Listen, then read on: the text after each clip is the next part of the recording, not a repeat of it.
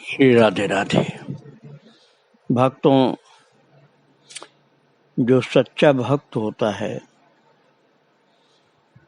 वो अपने भगवान और अपने गुरु की निंदा नहीं सुन सकता है, उसे सहन नहीं होता। भक्तों, मैं उन लोगों की बात नहीं कर रहा हूं जो खुद अपने गुरु की निंदा करते रहते हैं, उनको तो भक्त कहा ही नहीं जा सकता है। ऐसे बहुत से लोग होते हैं, पर मैं सच्चे भक्त की बात कर रहा हूं। वे जो सच्चे भक्त होते हैं अपने गुरु की निंदा, अपने भगवान की निंदा नहीं सुन सकते हैं। नाग महाशय की चरितावली में आपको सुना रहा था, जो रामकृष्ण परमहंस जी के शिष्य थे, बहुत अच्छे थे, बहुत सज्जन थे। कल मैंने आपको सुनाया था कि अतिथियों को अपने कमरे में ठहराया और खुद वो लोग पानी में भीगते रहे, पति पत्नी, और रात भर खड़े खड़े टपकते हुए घर में भीगते हुए जप करते रहे। सब गुण उनके था, बहुत ही दीन का मतलब हुआ कि अहंकार शून्य, शांत, सेवा परायण और सहनशील व्यक्ति थे। लेकिन गुरु निंदा और भगवत निंदा सुनना बहुत मुश्किल था उनके लिए, क्योंकि सच्चे भक्त थे ना। अपनी निंदा खूब सुन सकते थे, अपनी हानि सहन कर लेते थे, अपनी निंदा, उनकी निंदा चाहे जितना कोई करे कुछ भी नाराज नहीं होते थे। पर कई बार इष्ट निंदा या अन्य कार्य होते देख उन्हें सहन नहीं होता था, और तब वो भूल जाते थे कि मुझे क्रोध नहीं करना चाहिए। एक बार वो ससुराल गए थे अपने, वहां एक विशिष्ट अतिथि उपस्थित थे। वे किसी प्रसंग में रामकृष्ण की निंदा करने लगे, तो नाग महाशय ने उत्तेजित होकर के कहा, महाशय, यहाँ बैठ करके आप रामकृष्ण की निंदा नहीं कर सकते, आप शीघ्र यहाँ से चले जाएं। पर दाम्भिक अतिथि ने उनकी अनसुनी कर दी। वे और उत्तेजित हो रामकृष्ण को गालियां देने लगा। तब नाग महाशय से नहीं रहा गया, वे हुंकार कर पर्वत के समान उनके ऊपर टूट पड़े और लगे जूतों से उन्हें पीटने। जूता से पिटाई की। फिर जो उनके गुरुदेव को, रामकृष्ण को गाली दे रहा था, लगातार गाली दे रहा था, नहीं सहन हुआ तब जूता से पिटाई किया उन्होंने। जबकि सहनशीलता की मूर्ति थे वे, लेकिन गुरु का अपमान उनसे नहीं सहन हुआ। महाराज, अतिथि सबके सामने अपना इतना बड़ा अपमान देखकर क्रोध से जल उठा। वो बोला, अच्छी बात है, देखूंगा तुम कैसे साधु हो और कैसे इस गांव में रह पाते हो। तो घर लौट करके उस दिन नाग महाशय जब परमहंस जी के पास आए तो रो रो करके परमहंस जी से कहने लगे, ठाकुर, तुम क्यों ऐसे लोगों को मेरे सामने ले आते हो जिनसे तुम्हारी निंदा सुननी पड़ती है।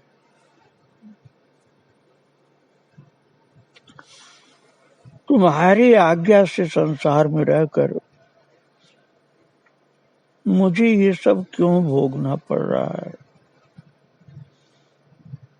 तुम्हारे जैसा पवित्र महान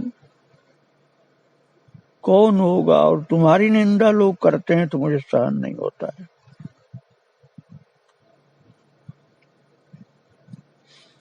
महाराज ने रामकृष्ण परमहंस ने उनकी आर्त पुकार सुन ली और निंदक महाशय के व्यवहार में, हृदय में, निंदक महाशय जो ठाकुर रामकृष्ण परमहंस की निंदा किया था, उसके हृदय में पश्चाताप की अग्नि जल उठी और उन्होंने नाग महाशय के घर आकर नतमस्तक होकर के उनसे क्षमा प्रार्थना की।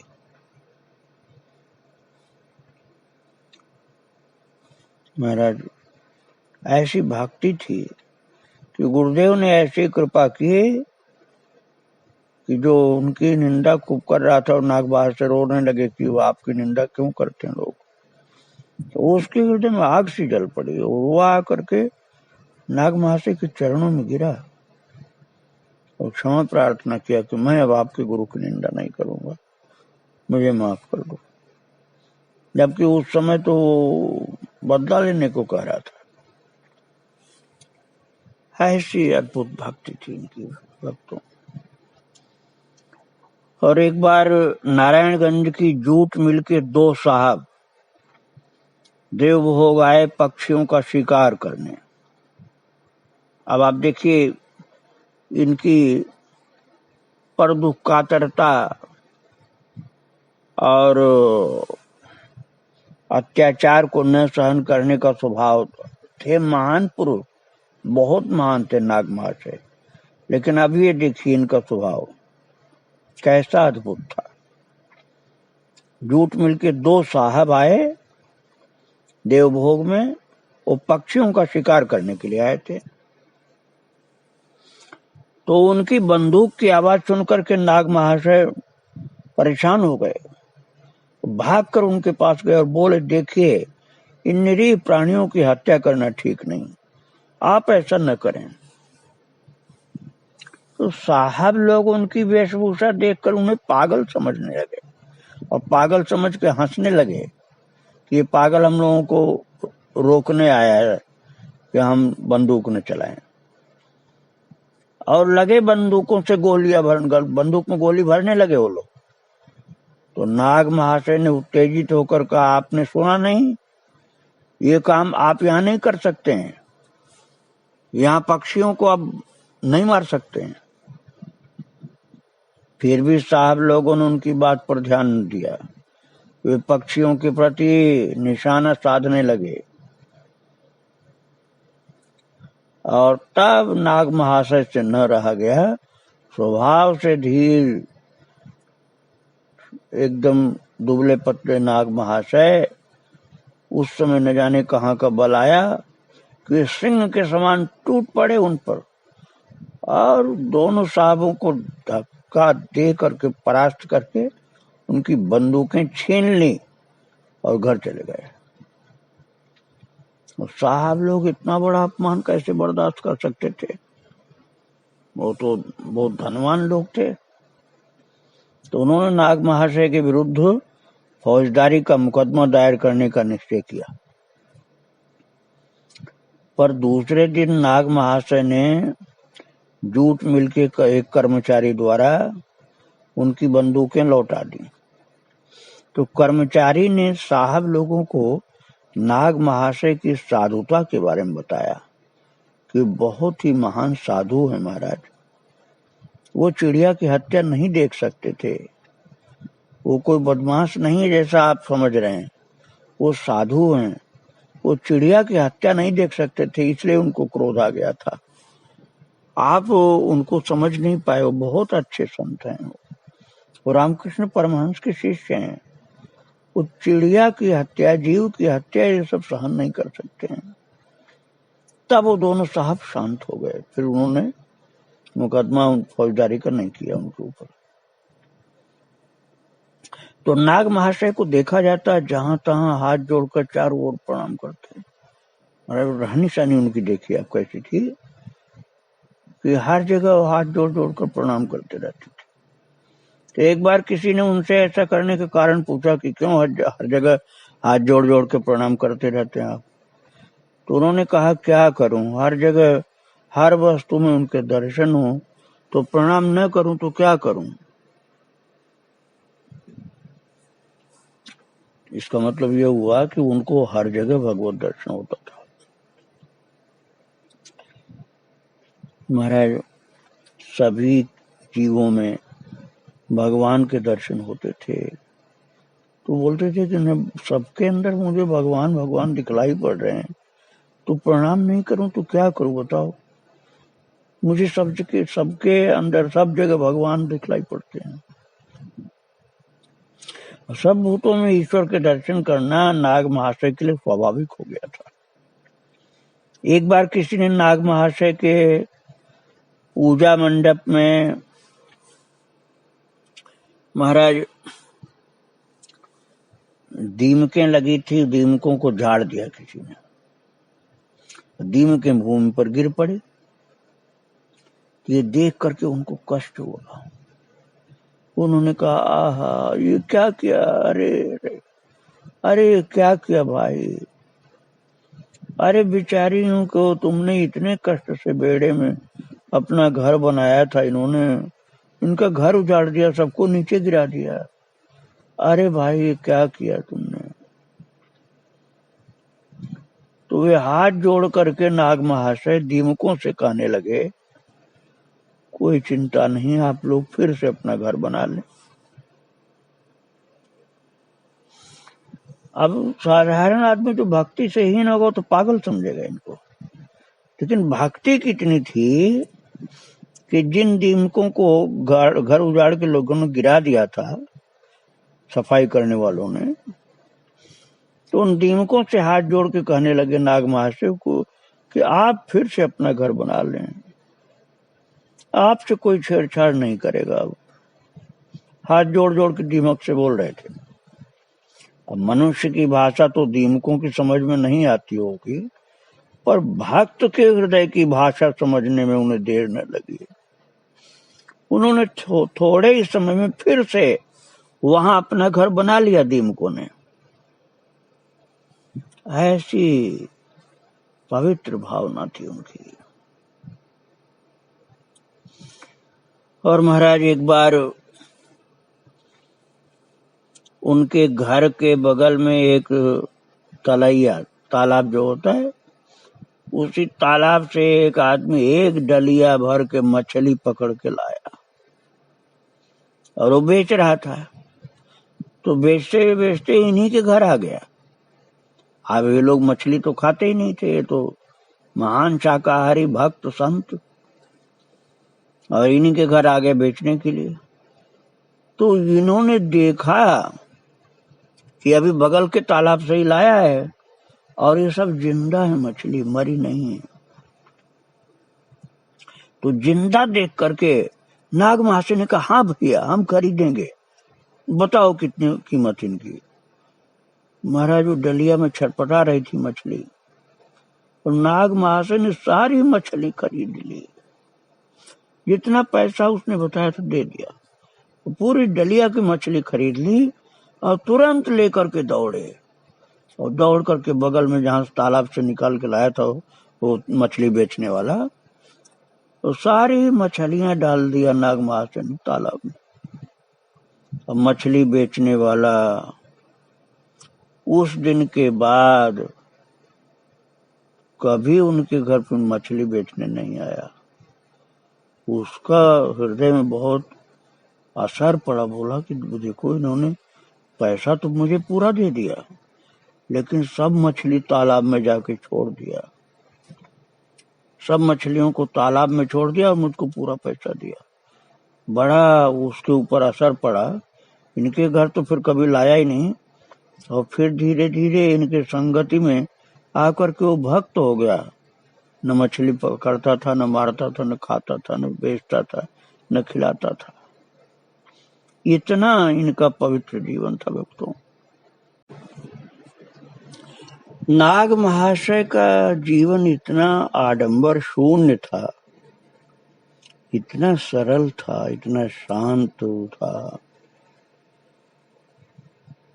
इतना वो अपने को छिपा कर रखते थे, आत्मगोपन में विश्वास करते थे, कभी अपने को प्रकाशित नहीं करना चाहा।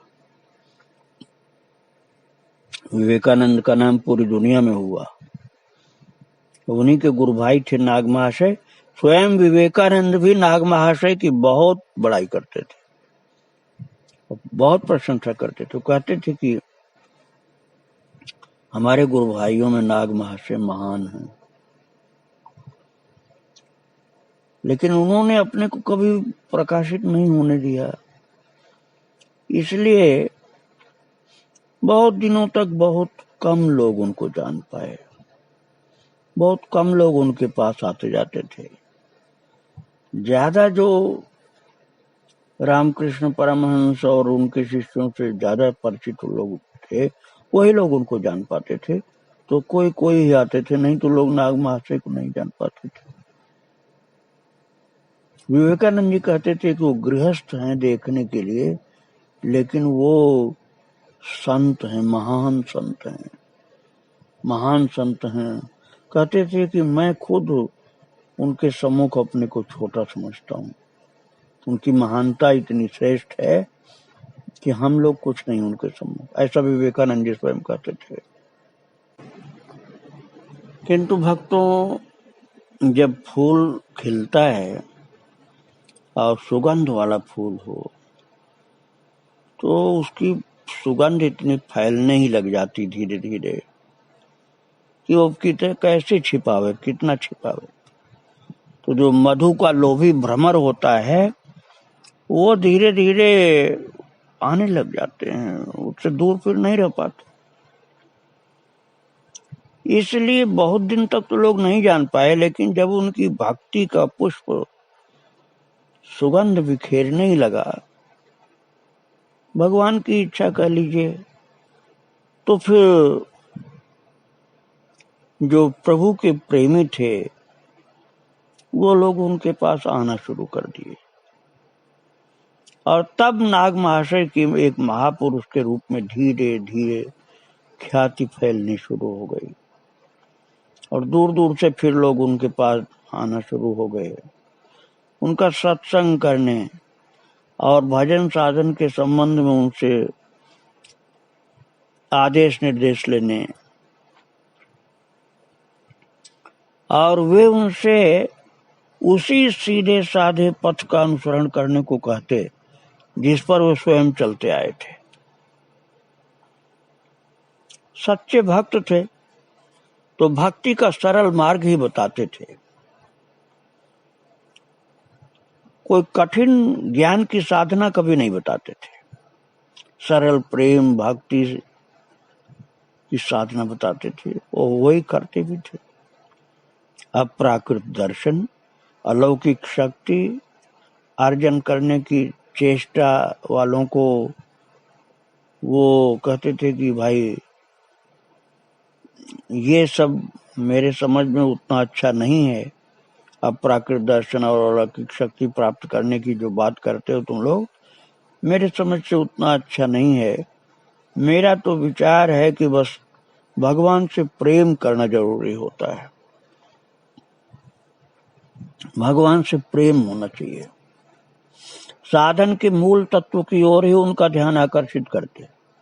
वे कहते भगवान कल्पतरु हैं, कल्पतरु के नीचे बैठे रहो, भजन द्वारा अपने को जगाए रखो, फल की चिंता नहीं करो, फल तो भगवान देंगे ही देंगे।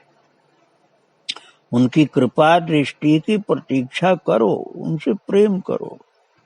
बिना उनकी कृपा दृष्टि के फल कहाँ मिलता है। बहुत प्रेमी थे वो भगवान के। साधना प्रेम और भक्ति की ही थी उनकी। साधना और सिद्ध के पथ पर चलते चलते नाग महाशय की जीवन नौका अब गंतव्य स्थान के निकट आ पहुंची थी। सन 1899 की शीत ऋतु में वे शैया पर विश्राम कर रहे थे, लेटे थे, तो जीर्ण देह के सूखे पत्ते की तरह झड़ करके गिर पड़ने में विलंब कहाँ था। निकट में बैठे एक भक्त से बोले, जरा पंजिका तो देखो। तो महायात्रा के लिए शुभ दिन कौन सा है, देख के बताओ। तो भक्त ने वो पंचांग जो था देख करके कहा कि पौष मास की 13 तारीख को प्रातः काल 10 बजे के बाद का समय यात्रा के लिए सुंदर। उन्होंने यात्रा के लिए टाइम पूछा था, यात्रा के लिए अच्छा शुभ समय बताओ। एक पंचांग के ज्ञानी व्यक्ति से नाग महाशय ने कहा, जरा पंचांग देख के बताओ कि यात्रा के लिए अच्छा समय कौन सा है। तो उसने यात्रा के लिए समय बता दिया कि 1899 में उसने बता दिया उस पंचांग के विद्वान व्यक्ति ने कि ये दिन अच्छा है। तो उन्होंने कहा उसी व्यक्ति से कि आप यदि अनुमति दें तो उसी दिन महायात्रा करूं।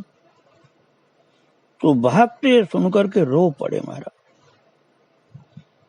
उसी दिन निर्दिष्ट समय नाग महाशय ने राम कृष्ण के चित्रपट की ओर निर्निमेष देखते हुए, हे प्रभु कृपा करो, ये बोलते हुए दिव्य लोक में जाकर के राम कृष्ण से मिल गए। ऐसे महान पवित्र संत भक्त नाग महाशय के चरणों में बारंबार प्रणाम। श्री राधे राधे, जय श्री राधे।